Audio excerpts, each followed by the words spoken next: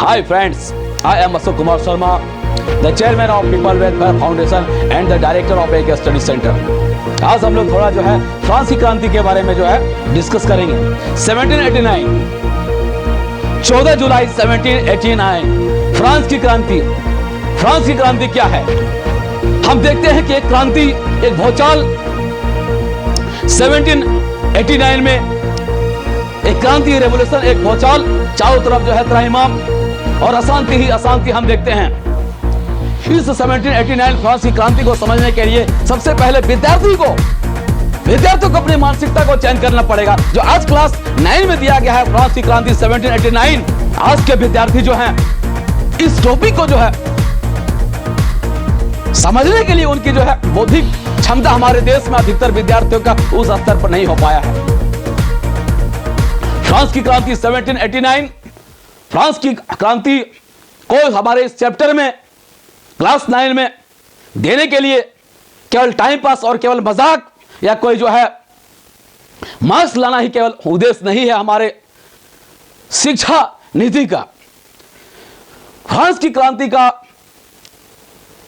पढ़ने का जो उद्देश्य है वो सोच विकसित करना, मानवीय इतिहास की उस पहलू को समझाना, यह चीज विकसित करना कि आज जो हमारा मानव अस्तित्व है, आज जो इस दुनिया में हम जी रहे हैं, जो व्यक्ति के पास आज जो स्वतंत्रता है, जो मानव अधिकार है, जो हमारा मौलिक अधिकार है, फंडामेंटल राइट्स है, जड़ों को हम खोज सके, इसकी नींव को जो है हम जान सकें। और फ्रांस की क्रांति को पढ़ने के बाद जो है आज इतिहास में जाकर जब हम फ्रांस की क्रांति को देखते हैं तो आज हमें समझ में आता है हमारे संविधान, हम आज संपूर्ण जो है दुनिया को जो है समझ पाते हैं और एक सोच और एक जो है एक दृष्टि विकसित होता है और हमें जो एक प्रेरणा देता है, हमें एक दिशा निर्देश देता है हमारे अपने भविष्य के लिए, हम लोगों के भविष्य के लिए, या यूं कहे कि हम अपने देश को किस प्रकार से जो है किस रास्ते से लेके जा सकते हैं। 18वीं शताब्दी की एक महान घटना है जहां से जो है मानव गरिमा का जो है उत्पत्ति होता है। जैसा कि हम लोग इतिहास के माध्यम से जानते हैं कि उस समय भी फ्रांस में 18वीं शताब्दी और उसके पहले फ्रांस में भी लोकतंत्र नहीं था, राजतंत्र था। लोकतंत्र जो है आज एक आधुनिक कॉन्सेप्ट है ऐतिहासिक कालक्रम के अनुसार संपूर्ण विश्व में। जब फ्रांस में राजशाही था, मोनार्की था, तब वहां पर जो है लोगों को, जनता को जो है, सिटीजन को जो है मौलिक अधिकार नहीं दिया गया था। फ्रांस की क्रांति पढ़ने से पहले थोड़ा सा हम समझने का प्रयास करते हैं कि फ्रांस की क्रांति क्यों हुई। क्रांति क्यों हुई? क्रांति कब होता है? क्रांति तब होता है जब लोग उस स्थिति में जीने के लिए मजबूर हो जाते हैं, उस परेशानी में जीने के लिए मजबूर हो जाते हैं, जब जीवन निर्वाह का समस्या आ जाता है, लोग जी नहीं सकते हैं, लोग भूखे मर जाते हैं और लोगों के साथ अत्याचार होता है, लोगों के मौलिक अधिकार का हनन तो किया ही जाता है, मौलिक अधिकार को छीन लिया जाता है, साथ ही साथ जो मौलिक अधिकार हैं उनसे वंचित कर दिया जाता है।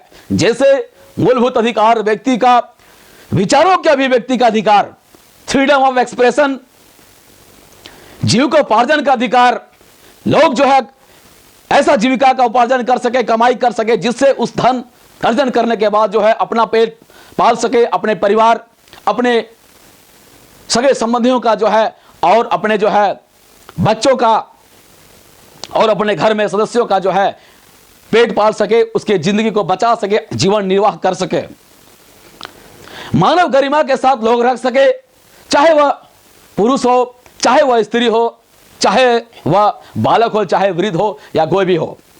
लेकिन कभी कभी ऐसा होता है कि इस तरह के परिस्थितियां नहीं होती हैं, लोगों के ही द्वारा लोगों को जो है गुलाम बना दिया जाता है, लोगों के द्वारा ही किसी दूसरे लोगों के अधिकार को जो है छीन लिया जाता है। इस प्रकार की जब परिस्थितियां होती हैं तो ऐसी परिस्थितियों को हम लोग कहते हैं राजतंत्र, मोनार्की। तो फ्रांस में क्रांति क्यों हुई? फ्रांस की क्रांति एक महत्वपूर्ण और रोचक घटना है विश्व इतिहास में। इसलिए केवल ऐतिहासिक परिप्रेक्ष्य में ही इसे जानना महत्वपूर्ण और मजेदार नहीं है, बल्कि फ्रांसीसी क्रांति को जो है हमें आज के पर्सपेक्टिव में, आज के संदर्भ में जानने के लिए जो है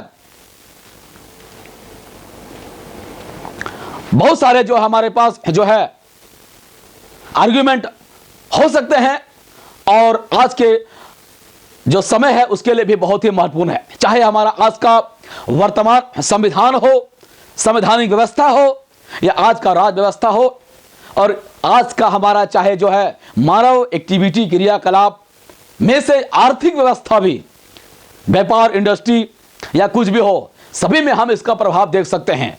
फ्रांस की क्रांति, यह क्रांति जो है एक मानव की अभिव्यक्ति, मानव की संवेदना है कि किस प्रकार जो है मानव क्या होता है। हम फ्रांस की क्रांति के द्वारा यह भी समझ सकते हैं कि लोग क्या होते हैं। आखिर लोग होते हैं क्या? लोग को समझो। व्यक्ति अपने व्यक्तित्व का विकास तभी कर सकता है जब वे अपने आसपास को समझे, अपने आसपास के लोगों को समझे, इस देश में रहने वाले लोगों को समझे और इस दुनिया में रहने वाले लोगों को समझे। सबसे बड़ी विडंबना आज है कि आज बहुत सारे व्यक्ति जो होते हैं अपने आप को तो समझदार समझते हैं, लेकिन वे दूसरे लोगों को नहीं समझते। और इतना ही नहीं, कभी कभी तो वे अपने आप को भी नहीं समझते हैं, लेकिन लगता है कि वे अपने आप को समझ रहे हैं और दूसरे को समझ रहे हैं, लेकिन दोनों ही परिस्थिति में वे गलत होते हैं। इसीलिए शिक्षा नितांत ही जरूरत है। और फ्रांस की क्रांति अगर हम पढ़ते हैं, फ्रांस की क्रांति समझते हैं, तो मानव मनोविज्ञान, मनुष्य क्या है, उसका भी एक हम बहुत बड़ा झलक देखते हैं कि किस प्रकार मानव में बेचैनी होता है अपने अधिकारों के लिए। मानव किस प्रकार स्वतंत्र रहना चाहता है, स्वतंत्र जीना चाहता है। लोग किस तरह से चाहते हैं कि उन्हें सम्मान के साथ जीने का अधिकार होना चाहिए। लोग चाहते हैं कि दूसरे लोग भी उसके साथ सम्मानपूर्वक व्यवहार करें, दूसरे लोग भी इज्जत दे, चाहे कोई व्यक्ति अमीर हो, चाहे कोई व्यक्ति गरीब हो, चाहे कोई व्यक्ति कमजोर क्यों ना हो। लेकिन वो लोगों का मूलभूत और नैसर्गिक अधिकार है कि कमजोर व्यक्तियों को भी सम्मान मिलना चाहिए। लेकिन आज बहुत सारे लोग ऐसे देखे जाते हैं कि सत्ता के घमंड में या सत्ता के अहंकार में जो होते हैं, कमजोर लोगों को सम्मान नहीं करते हैं, जो नितांत ही गलत है और नितांत ही गैर कानूनी है, गैर संवैधानिक है और मानव मूल्यों के विरुद्ध है। लोगों ने अगर लोगों का सम्मान नहीं किया, एक लोग दूसरे लोगों का सम्मान नहीं किया, तो क्या किया? वे क्या सीखा? कुछ भी नहीं सीखा। विद्या ददाति विनयम कहा गया है। उसी पेड़ के डाल झुकते हैं जिस पेड़ में जो फल होते हैं, उसी प्रकार वही व्यक्ति झुकना सीखता है, वही व्यक्ति दूसरे को सम्मान देना सीखता है। जो शिक्षित और ज्ञानी होते हैं, जो वास्तव में शक्तिशाली होते हैं, योग्य पुरुष होते हैं, वही दूसरों को भी सम्मान देते हैं। फ्रांसीसी क्रांति एक बहुत ही मजेदार, रोचक घटना है और ऐतिहासिक दस्तावेज है, जिसे हमें बहुत ही समग्रता पूर्वक और दिल से हमें समझना चाहिए। अगर फ्रांसीसी क्रांति को अगर हम समग्रता से समझ जाएंगे, तो न केवल हम आज किसी भी कंपटीशन को हम निकाल सकते हैं, चाहे भारतीय प्रशासनिक सेवा हो, भारतीय पुलिस सेवा हो, आईएएस, आईपीएस, राज्य प्रशासनिक सेवा हो, या किसी भी व्यवसाय के लिए नौकरी हो, चाहे शिक्षक बनने के लिए हो, चाहे बैंक पीओ, कलर किसी भी चीज के लिए हो, या जिंदगी जीने के लिए हो। फ्रांसीसी क्रांति बहुत ही मजेदार और बहुत ही इंटरेस्टिंग और बहुत ही फलदायी टॉपिक्स है। तो हम लोग देखते हैं कि 18वीं शताब्दी में जब उस समय फ्रांस में लोकतंत्र नहीं था। लोकतंत्र एक ऐसा शासन पद्धति होता है जो लोगों के लिए, लोगों के द्वारा, for the people, by the people, of the people, एक गवर्नमेंट सिस्टम होता है। लेकिन वहां पर लोगों के लिए और लोगों के द्वारा जैसी कोई बात नहीं थी। वहां पर थी राजतंत्र, मोनार्की। राजतंत्र एक ऐसा शासन पद्धति होता है जिसमें राजा किसी देश का या किसी राज्य का एक प्रधान होता है, उस देश में रहने वाले, उस देश के सीमा के अंदर रहने वाले जितने भी जो होते हैं लोग होते हैं, चाहे जितने भी पुरुष, महिला, बच्चे, वृद्ध या जो भी होते हैं, सबके ऊपर नियंत्रण और अधिकार एक किसी राजा का होता है।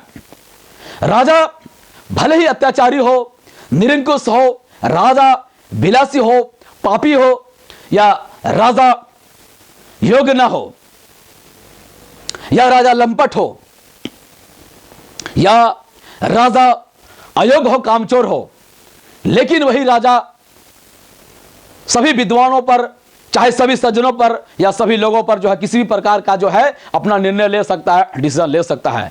राजतंत्र में लोग स्वतंत्र नहीं होते हैं अपने काम करने के लिए, अपने डिसीजन लेने के लिए। फ्रांस का जो सामाजिक व्यवस्था था किस प्रकार का था?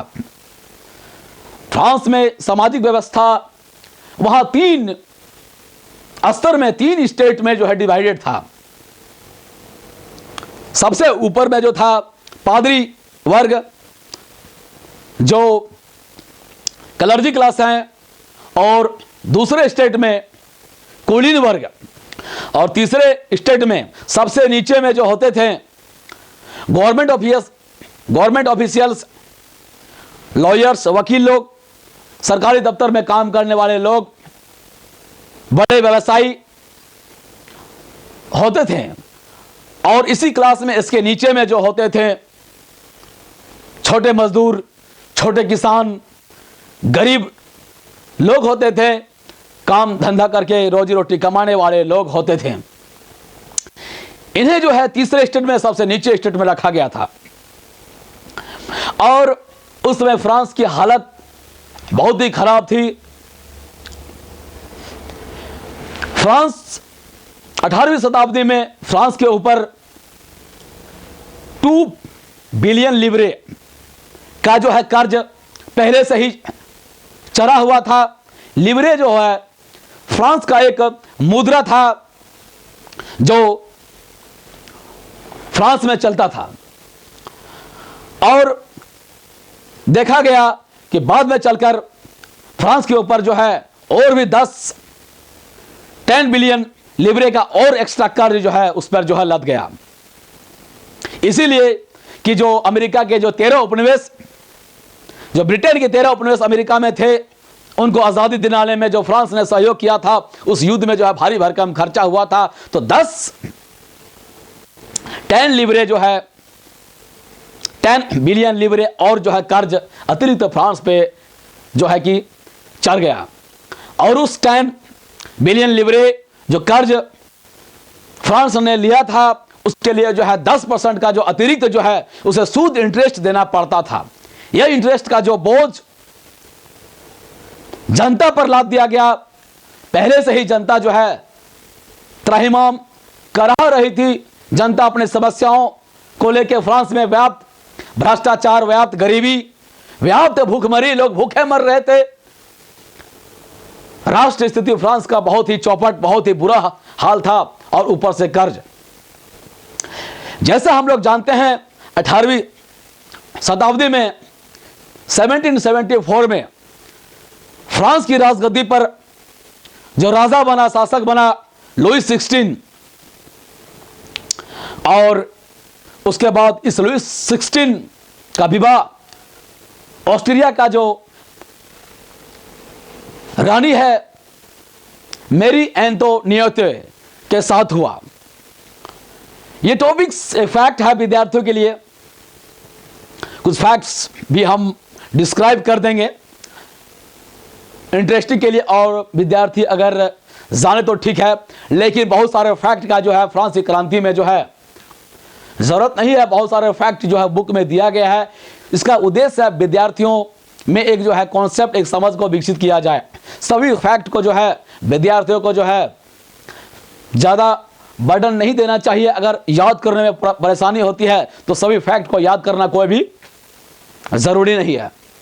बस उतने महत्वपूर्ण फैक्ट को याद करना ज़रूरी है, और आपके जो उज्जवल भविष्य के लिए बहुत ही अच्छा होगा। फ्रांस की क्रांति में बहुत सारे फैक्ट हैं, उसको आप जानेंगे तो आप बेहतर मार्क्स अपने स्कूल में ही नहीं करेंगे, बल्कि यही टॉपिक्स जो है आपको जो है आने वाले समय में किसी भी प्रतियोगिता में काम आएगा, चाहे वह किसी भी प्रतियोगिता परीक्षा में हो। तो कुछ फैक्ट्स को भी जो है विद्यार्थियों को जो है अभी से ही जो है हैबिट डेवलप कर लेना चाहिए, याद कर लेना चाहिए, और बहुत सारे फैक्ट को भी जो है याद करते जाना चाहिए, मेमोरी में रखना चाहिए। क्योंकि आपके अंदर जितना ही ज़्यादा कॉन्सेप्ट का समझ होगा, जितना ही ज़्यादा आपके पास इंफॉर्मेशन फैक्ट होगा, आपका मेमोरी उतना ही ज़्यादा डेवलप होता जाएगा। इसीलिए इस मेन दिमाग को जितना ही घिसेंगे उतना ही दिमाग जो है चमकता है। तो फ्रांस में इस प्रकार का जो हालत था, फ्रांस जो है 3 स्टेट में थे। तो ऊपर के जो फर्स्ट स्टेट हैं क्लर्जी क्लास, पादरी वर्ग, सेकेंड स्टेट के जो लोग थे नोबिलिटी, कुलीन लोग, इन लोगों को जो फ्रांस में जो है टैक्स कर नहीं देना पड़ता था, करों में छूट था। और फ्रांस में जो है ये नीचे के जो स्टेट हैं, थर्ड स्टेट, हम देखते हैं कि इन्हीं स्टेट के लोगों को जो है फ्रांस के जो है राज्य व्यवस्था या भारी भरकम खर्चे को चलाने में जो पैसा जरूरत होता था, तो इन्हीं नीचे के लोगों को टैक्स के रूप में जो है कर देना पड़ता था फ्रांस को, और सारे फ्रांस का जो खर्चा का भार इन जो नीचे गरीब लोगों के ऊपर था। एक तो इस नीचे लोगों को मौलिक अधिकार नहीं, वोटिंग राइट्स नहीं, ऊपर से जो है कर का बोझ इन्हीं के ऊपर। 2 प्रकार के कर उस समय थे, ये फैक्ट विद्यार्थियों को कंठस्थ कर लेना चाहिए। एक टाइद कर था जो चर्च के द्वारा लगाया जाता था, पादरी के द्वारा लगाया जाता था, और ये लोगों से लिया जाता था। ये उपज का, फसलों के उपज का जो है 10वां हिस्सा होता था। और टाइद के अलावा टाइल नामक कर होता था जो एक डायरेक्ट टैक्स होता था, एक काइंड ऑफ प्रत्यक्ष कर, जिसे लोगों को देना पड़ता था, थर्ड स्टेट के लोगों को देना पड़ता था। फर्स्ट स्टेट के लोग करों को नहीं देना पड़ता था, सेकेंड स्टेट के लोगों को भी करों में छूट थी, और थर्ड स्टेट के कुछ जो बड़े बड़े धनाढ़ लोग थे, बिजनेसमैन थे, कुछ चुने हुए लोगों को कर में छूट दिया गया था।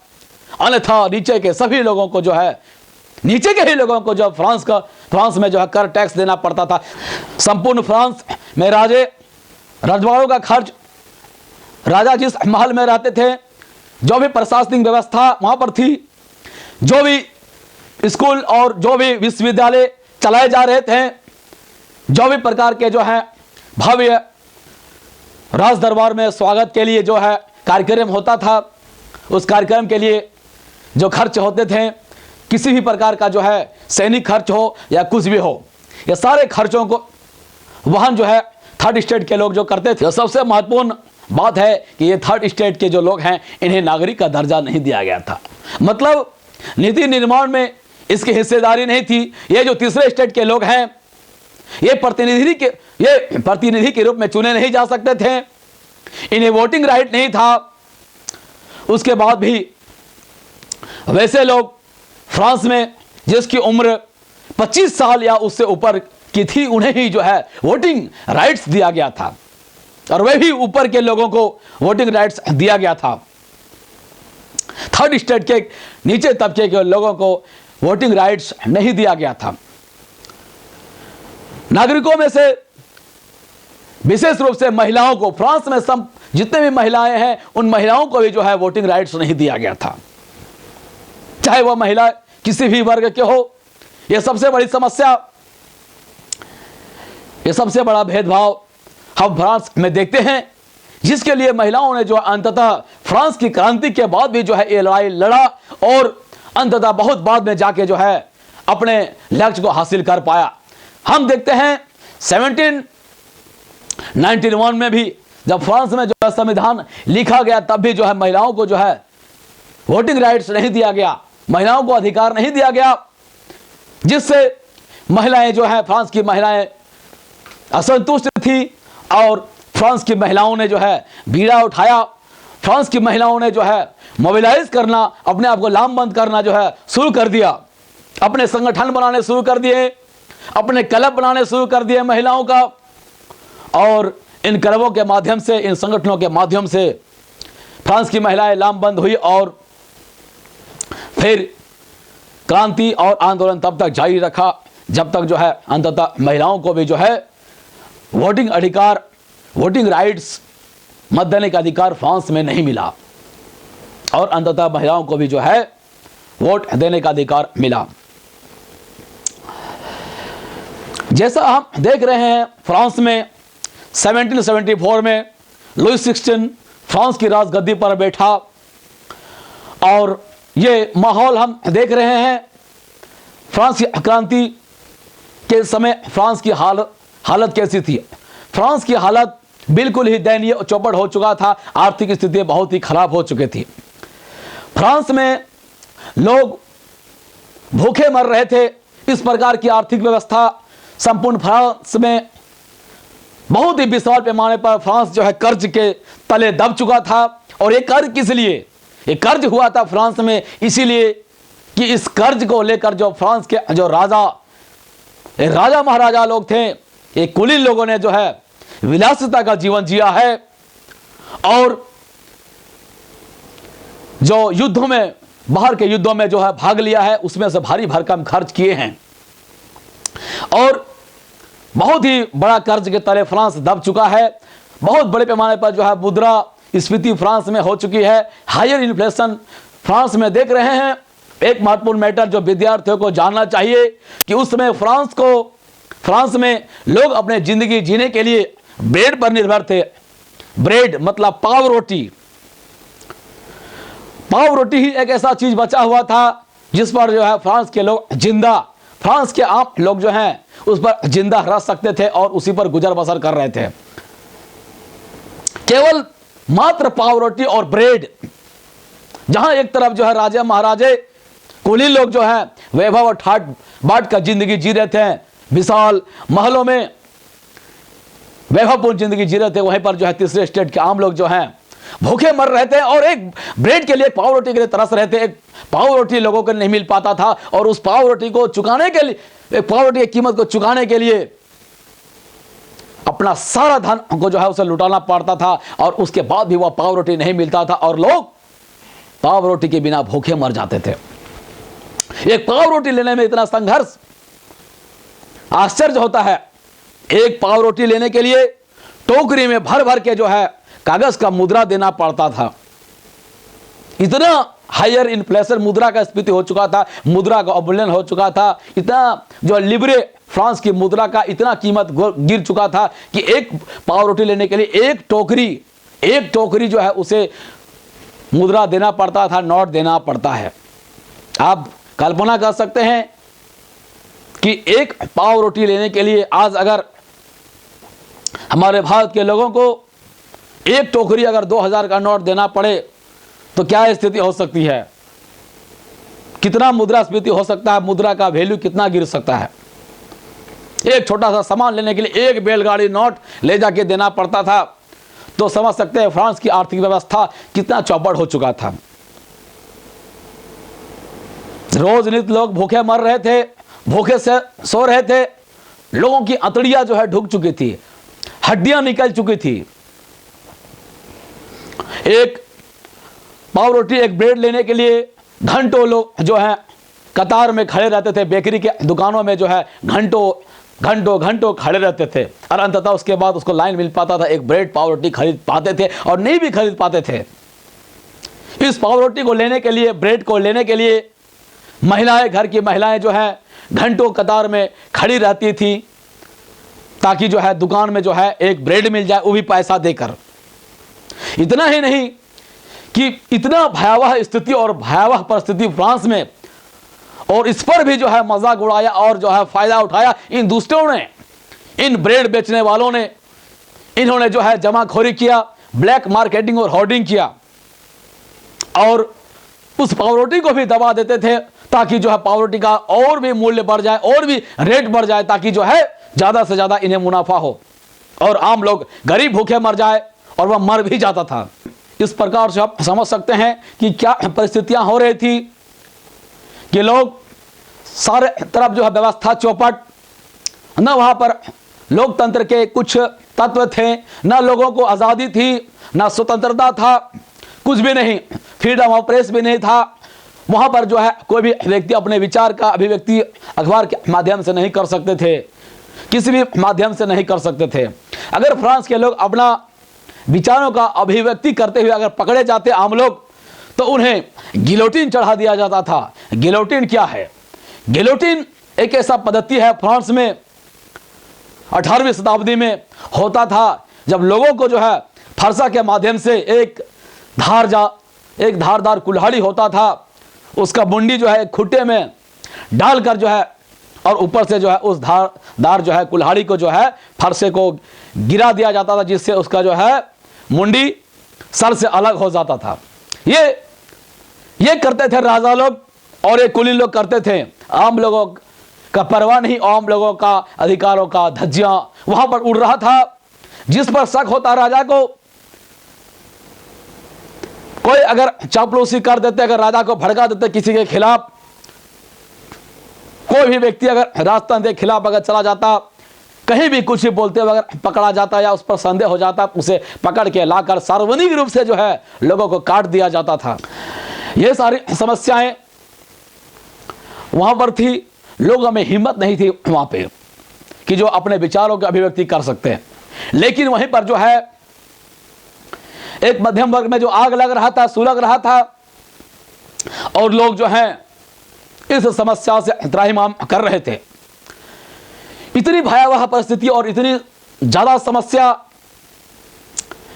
जब चारों तरफ जो है अंधकार और अराजकता फ्रांस में फैला हुआ था, उस वक्त जो है एक और डिसीजन ले लिया जाता है फ्रांस के शासक लुई 16 के द्वारा कि अब और अतिरिक्त कर लगाया जाएगा। और इस अतिरिक्त कर को लगाने के लिए, यद्यपि फ्रांस का राजा तो अतिरिक्त कर लगा सकता था, लेकिन इसके लिए जो है उसे असेंबली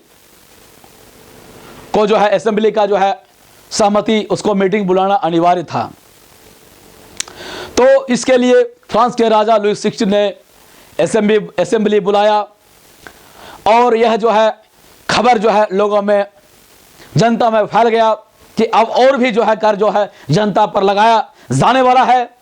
इसके अलावा भी लोगों में अफवाहें फैल रही थी कि लुई 16 अपने जो है सेनाओं को जो है कूच कर दिया है, और इनके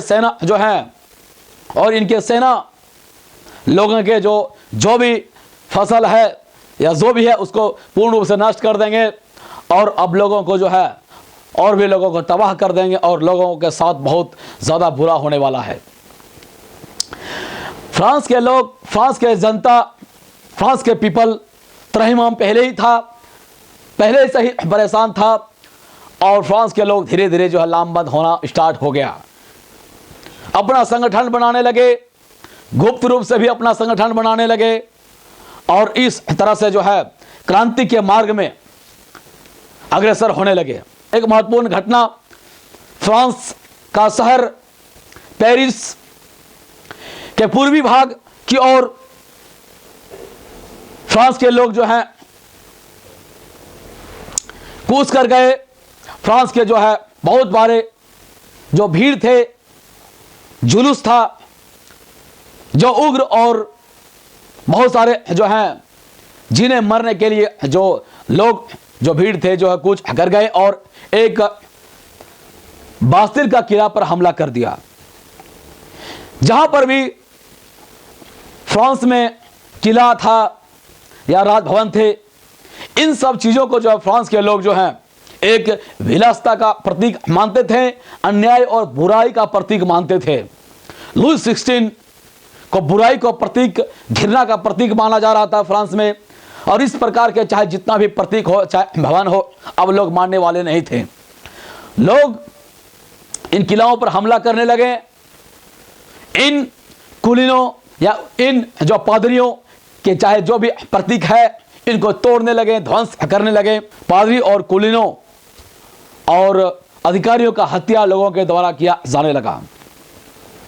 बास्तिल पर भी हमला इसी उद्देश्य से फ्रांस के लोगों के द्वारा किया गया कि सोचा गया कि इस किला पर हमला करने से जो भारी मात्रा में हथियार मिलेंगे, और इस हथियार के द्वारा जो है फ्रांस की क्रांति में फ्रांस के लोगों के द्वारा और भी अपना आंदोलन आगे रख सकेंगे।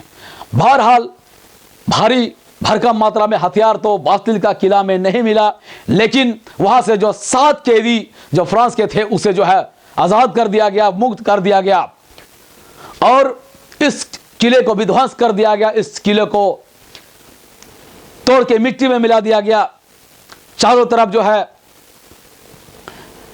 कोहराम मचा हुआ था, विध्वंस मचा हुआ था, मार काट गोला बारूद चल रहा था और ये जो विलासिता का प्रतीक है इसे मिट्टी में मिलाया जा रहा था।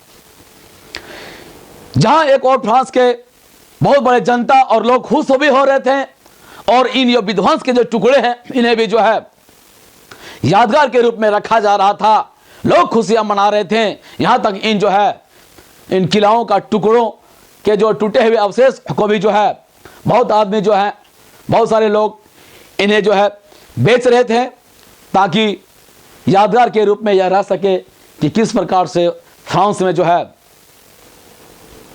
कुलीन तंत्र का और राजतंत्र का पतन हुआ है। इस याद को संजोए हुए फ्रांस की जनता रखेंगे। और अब यह फ्रांस की जो जनता अब मानने वाले थे नहीं। हम ये भी देखते हैं कि एक बार फ्रांस में असेंबली का मीटिंग बुलाया गया, जिसमें से उस मीटिंग हॉल में सभा में फ्रांस के जो है क्लर्जी क्लास पादरी क्लास के 300 मेंबर और कुलीन वर्ग के 300 मेंबर बैठे। वहीं पर जो है तीसरे स्टेट के 600 मेंबर भी बैठे। बहरहाल उन्हें जो है बैठने के लिए आगे के पंक्तियों में सीट नहीं दिया गया, लेकिन उन्हें जो है आसपास जो है पीछे खड़ा रहने के लिए जो है उन्हें कहा गया। अगल बगल में खड़ा रहे तीसरे स्टेट के जो प्रतिनिधि थे और उस सभा में महिलाओं को इजाजत नहीं था प्रवेश का और बहुत सारे जो थर्ड स्टेट के जो है नीचे के लोग हैं प्रवेश का इजाजत वहां पर नहीं था। लेकिन फिर भी बहुत सारे अपने दस्तावेज के माध्यम से अपने चिट्ठी के माध्यम से जो है वहां पर अपना प्रतिनिधित्व किए थे और उनके बातों को रखा गया। बहरहाल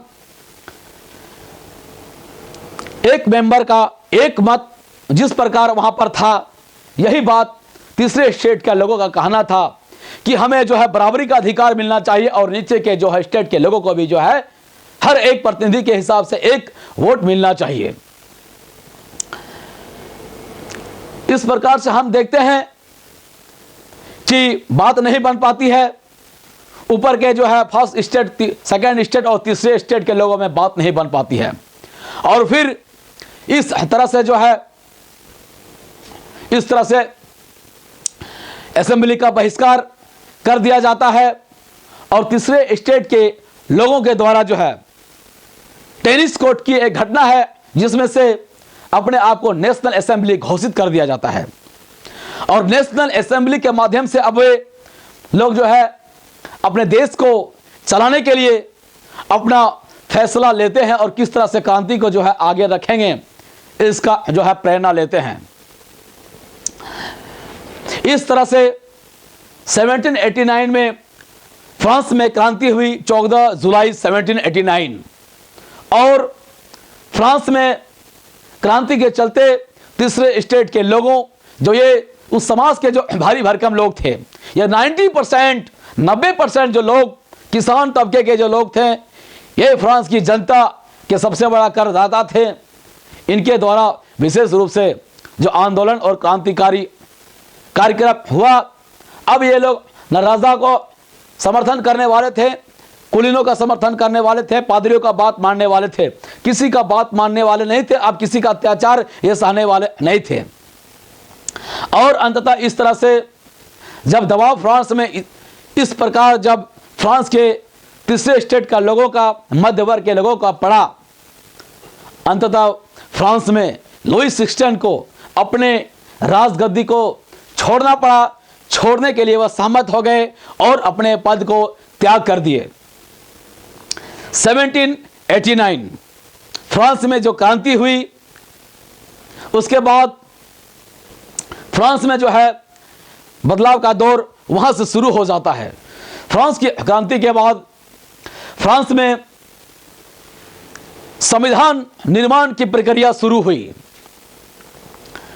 एक नेशनल असेंबली का निर्माण हुआ और यह जो संविधान सभा बनने का कार्यक्रम हुआ, उसमें से 745 मेंबर अब इस असेंबली में होने वाले थे और ये 745 मेंबर जो चुन के अब आएंगे इस असेंबली में, यही फ्रांस की तकदीर को लिखेंगे, फ्रांस में कानून व्यवस्था को देखेंगे और कानून को बनाएंगे। और ये 745 मेंबर चुने जाएंगे जो इसके नीचे 50,000 जो प्रतिनिधि होंगे जनता का, वही अपने में से जो है 745 मेंबर्स को भेजेंगे जो हायर अथॉरिटी के लीडर्स होंगे, नेता लोग होंगे। और ये 50,000 प्रतिनिधि से जो नीचे के जो सभी आम लोग होंगे वो सबसे नीचे में रहेंगे। तो इस प्रकार से अब जो है देखा जाने लगा अब व्यवस्थापिका, न्यायपालिका और कार्यपालिका, इन तीनों में जो है शक्तियों का जो है विकेंद्रीकरण, डिस्ट्रीब्यूशन हुआ, चेक एंड बैलेंस। हम देखते हैं क्रांति के समय भी देख रहे हैं कि जो बड़े बड़े विचारक हुए, जिनमें से लॉक को हम लोग देख सकते हैं। लॉक का भी विचार था। लॉक ने कहा था कि जो राजशाही कुलीन तंत्र का जो है जन्मजात जो विशेषाधिकार है, ये बेवजह बेबुनियाद और बेतार्किक है, इसे जो है कोई तर्क नहीं है, इसे खत्म कर दिया जाना चाहिए। लॉक ने भी ये अपने विचार ये दिए हुए थे। रूसो ने भी जो है सोशल कॉन्ट्रैक्ट थ्योरी में इन्होंने दिया था अपना मत कि सत्ता का जो है डिस्ट्रीब्यूशन, बंटवारा किस प्रकार से होना चाहिए, कितना सत्ता जो है जनता के पास होना चाहिए और प्रतिनिधि के पास कितना सत्ता होना चाहिए, इसका बंटवारा किस प्रकार से जो है बैलेंस करके होना चाहिए, किस प्रकार से शक्ति जनता जो है अपना शक्ति प्रतिनिधियों को देंगे, तो शक्ति का बंटवारा किस प्रकार से करेंगे। रूसो ने एक सामाजिक संविदा का सिद्धांत में इसे जो है अपने दर्शन को दिया है। मॉन्टेस्क्यू ने भी कार्यपालिका, विधायिका और न्यायपालिका में शक्ति का वितरण होना चाहिए, इसके बारे में अपना बात उस समय कहा था। ये बड़े बड़े महान विचारक, इनकी भी परिणति हम देखते हैं फ्रांस की क्रांति के बाद जो है साकार होने लगा। इस तरह से फ्रांस में अब संविधान बन जाता है 1791 में। अब जो फ्रांस में इसके पहले वोट देने का अधिकार 25 वर्ष था, इसे अब घटाकर जो है 21 वर्ष कर दिया गया। लेकिन फिर भी अभी भी जो है महिलाओं को जो है वोट देने का अधिकार नहीं मिला 1791 में। इस तरह से अब फ्रांस की राज व्यवस्था में सत्ता का विकेंद्रीकरण हुआ। लुई 16 को अंततः बाद में जो है उसे दोषी, न्यायालय के द्वारा दोषी ठहराया गया। और जिस प्रकार लुई 16 दूसरे को गिलोटिन चढ़ाते थे, दूसरे को काटते थे, उसी प्रकार लुई 16 को अब गिलोटिन चढ़ा दिया गया। तो उसके भी सर को जो है धड़ से अलग कर दिया गया जनता के सामने। और बाद में लुई 16 के बाद उसकी पत्नी मेरी एंटोनिएटो को भी जो है वही हाल किया गया जो लुई 16 का किया गया। राजशाही का अंतर किस प्रकार का होता है, इस दुनिया में कहीं भी राजतंत्र नहीं चला है, तानाशाह नहीं चला है, अंततः लोकतंत्र को स्थापित होना ही पड़ा है। इसलिए तानाशाह प्रवृत्ति वाले लोगों को सबक लेना चाहिए और उन्हें जो है सुधरना चाहिए। ये हमें शिक्षा फ्रांसीसी क्रांति से मिलती है। और फिर जो है जोकोबिन गवर्नमेंट का सत्ता आता है, जिसका एक जो नेता होता है रोबेस्पियर। इस रोबेस्पियर जोकोबिन गवर्नमेंट, जोकोबिन शासन व्यवस्था को रेन ऑफ टेरर, आतंक राज भी कहते हैं। आतंक राज का मतलब है कि अब रोबेस्पियर के काल में अगर किसी को सत्ता पर बैठे हुए लोगों को अगर लगता था कि कोई व्यक्ति जो है देशद्रोह कर रहा है, अपने राष्ट्र के प्रति षड्यंत्र कर रहा है, चाहे वह कोई व्यक्ति हो, चाहे कोई प्रशासनिक अधिकारी हो या कोई प्रतिनिधि हो, उसे पकड़कर उसे भी गिलोटिन चढ़ाने का जो है सिलसिला जारी हो गया। उसे पकड़ के मृत्युदंड देने का सिलसिला जारी हो गया। कोई भी ट्रायल नहीं, कोई भी मुकदमा नहीं, किसी के ऊपर भी अब शक हो रहा है कि देशद्रोह कर रहा है या अपने देश के विरुद्ध षड्यंत्र कर रहा है, किसी प्रकार से थोड़ा सा भी भनक और शक लग जाए तो उसका अंत निश्चित। और यह सिलसिला चलता रहा। इस प्रकार बहुत सारे लोग जो हैं बेमौत मारे गए और भय फ्रांस में इतना हो गया, आतंक इतना हो गया कि इसके काल को लोग थर थर कांपने लगे और इसको जो है रेन ऑफ टेरर, आतंक राज कहा गया। जैकोबिन गवर्नमेंट को, जैकोबिन शासन काल को रोबेस्पियर के काल में। और बाद में हम देखते हैं कि जो पद्धति, शासन पद्धति, ये भय आतंक राज जो रोबेस्पियर ने चलाया था, अंततः रोबेस्पियर का भी हाल वही हुआ। और रोबेस्पियर को भी जो है इसके ऊपर भी बाद में चल के अभियोग चलाया गया और इसे भी जो है गिलोटिन पर चढ़ा दिया गया। फिर बाद में बोर्ड ऑफ डायरेक्टर्स डायरेक्टरी का शासन में जो एग्जीक्यूटिव्स थे, जो एग्जीक्यूटिव के अलावा जो 5 मेंबर होते थे, इसमें जो है काफी विवाद और षड्यंत्र होने लगा। आपस में विवाद और षड्यंत्र के चलते इस बोर्ड ऑफ डायरेक्टर्स में, इस डायरेक्टरी में अविश्वास का माहौल हो गया और ये जो है बोर्ड ऑफ डायरेक्टर्स कमजोर पड़ गया। और इस बोर्ड ऑफ डायरेक्टर्स की कमजोरी का फायदा को उठाते हुए उस समय एक बड़े जो व्यक्तित्व के व्यक्ति थे, नेपोलियन बोनापार्ट, जो सेना के सेनापति थे, उन्होंने इसका फायदा उठाया और 1804 में अपने आप को फ्रांस का नेता घोषित कर दिया। नेपोलियन बोनापार्ट के हाथ में जब फ्रांस की सत्ता आई तो पहले तो फ्रांस के लोगों को लगा कि अब शायद एक बदलाव आने वाला है, एक बदलाव का दौर आएगा। लेकिन यह भ्रम जल्दी ही दूर होने वाला था जब नेपोलियन बोनापार्ट ने भी जो है एक के बाद एक सैनिक अभियान किए, अपने पड़ोसी देशों को लूटा और अपने पड़ोसी देशों को जो है देशों पर अपना आतंक मचाया और अपने देश फ्रांस में भी एक कठोर कानून व्यवस्था, शासन व्यवस्था फिर से ला दिया, जहां पर फिर से एक बार एक भय आतंक राज स्थापित हो गया। इस नेपोलियन बोनापार्ट के काल में हम देखते हैं एक बार फिर नाप तोल व्यवस्था का एकीकरण नेपोलियन बोनापार्ट ने कर दिया। दार्शनिक पद्धति में रेटिंग सिस्टम का यूनिफिकेशन कर दिया, एकीकरण कर दिया, जिससे कारोबार में तो सहूलियत हुआ। इसके अलावा फ्रांस में फिर से जो दास प्रथा को हटा दिया गया था, फिर से फ्रांस में जो है दास प्रथा को मान्यता नेपोलियन बोनापार्ट के काल में दे दिया गया।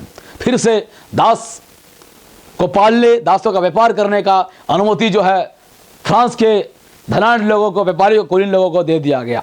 उस समय फ्रांस में जो दास अफ्रीका से पकड़ के लाए जाते थे, ताकत के बल पर खरीद के लाए जाते थे, और ये फ्रांस में और यूरोपीय देशों में जो खतरनाक और भारी भरकम काम में, बगानों में, चाय के बगानों में, कॉफ़ी के बगानों में, चीनी के बगानों में इस्तेमाल किए जाते थे और खतरनाक काम में किए जाते थे। फ्रांस के व्यापारियों का और कुलीनों का मानना था कि दास के बगैर जो है इस प्रकार से जो है प्रोडक्शन नहीं कर सकते, उत्पादन नहीं कर सकते और व्यापार नहीं कर सकते हैं। तो एक बार फिर दास प्रथा को पुनः जीवित कर दिया। तो हम इस तरह से देखते हैं एक बार फिर जो है भय का जो माहौल फ्रांस में व्याप्त हो गया। अब फिर से एक बार जिस पर शक हो उसे वही परंपरा उसे समाप्त कर देना, यही परिपाटी नेपोलियन बोनापार्ट के काल में भी देखा गया। और अब जो है नेपोलियन बोनापार्ट जो है, अब नेपोलियन बोनापार्ट फ्रांस का सम्राट बना और इस तरह से जो है नेपोलियन बोनापार्ट का भय केवल अपने ही देश में नहीं बल्कि नेपोलियन बोनापार्ट का भय उनके आसपास के सारे पड़ोसी देशों में भी जो है भय फैल गया।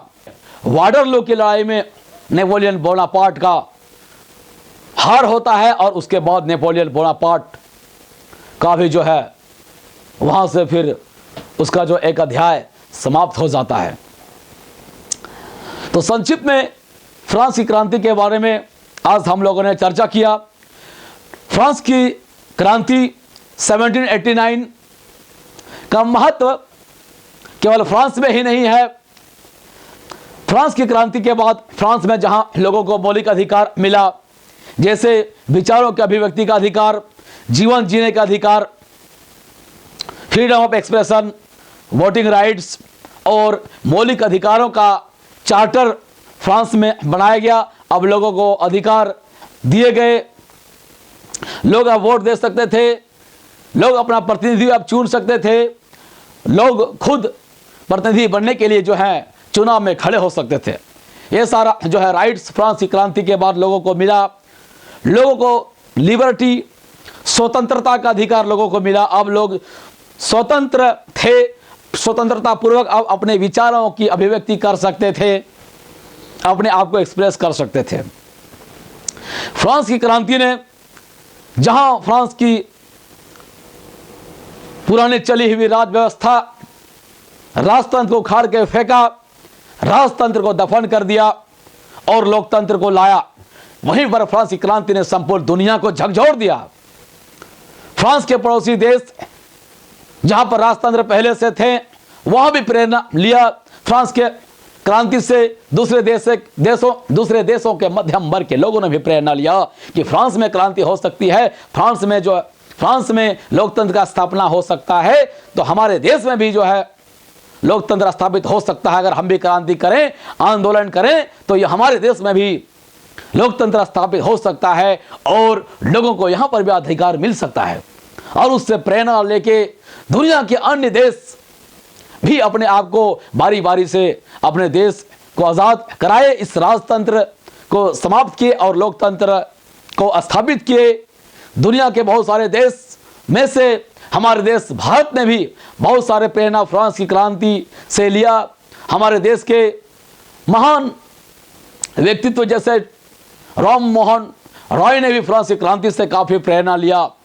हमारे देश के टीपू सुल्तान ने भी फ्रांस की क्रांति से काफ़ी प्रेरणा लिया और उन्होंने अपना योगदान भारत में भी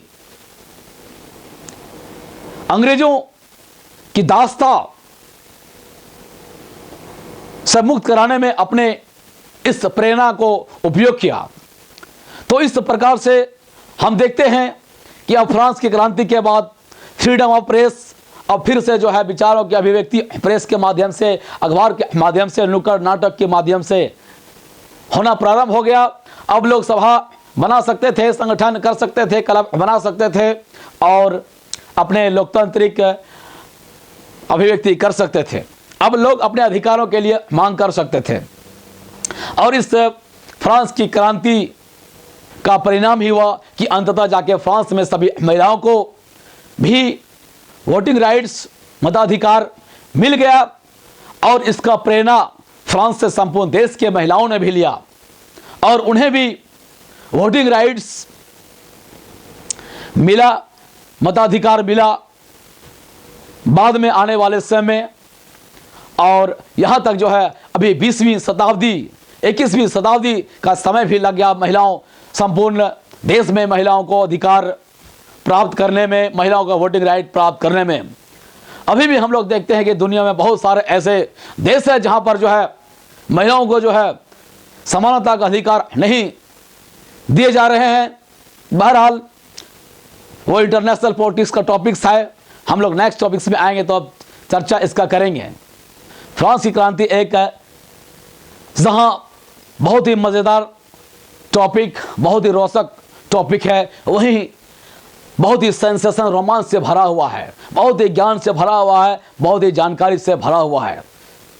फ्रांस की क्रांति, केवल हमें फ्रांस की क्रांति या फ्रांस का जो परिस्थिति 18वीं शताब्दी में जो है उसे ही समझने के लिए हमें एक दृष्टिकोण नहीं देता है, बल्कि हम आज अपने भारत के स्वतंत्रता संग्राम को समझने में हमें भारत के जो संविधान आज हमें मिला है, भारत के संविधान में जो हमारे बुनियादी मौलिक अधिकार हैं, कुछ बुनियादी तत्व हैं जैसे स्वतंत्रता का अधिकार, लिबर्टी, भाईचारा, इस प्रकार का बहुत सारे तत्व जो है, सबसे बड़ा चीज है लिबर्टी, आज़ादी, फ्रीडम ऑफ एक्सप्रेशन, ये फ्रीडम ऑफ लाइफ, ये हम इसका प्रेरणा हम फ्रांस से लिए हैं। तो फ्रांस की क्रांति का महत्व केवल फ्रांस के लिए ही नहीं है, बल्कि फ्रांस की क्रांति का महत्व फ्रांस के साथ संपूर्ण विश्व और हमारे देश भारत के लिए भी है, हमारे लिए भी है।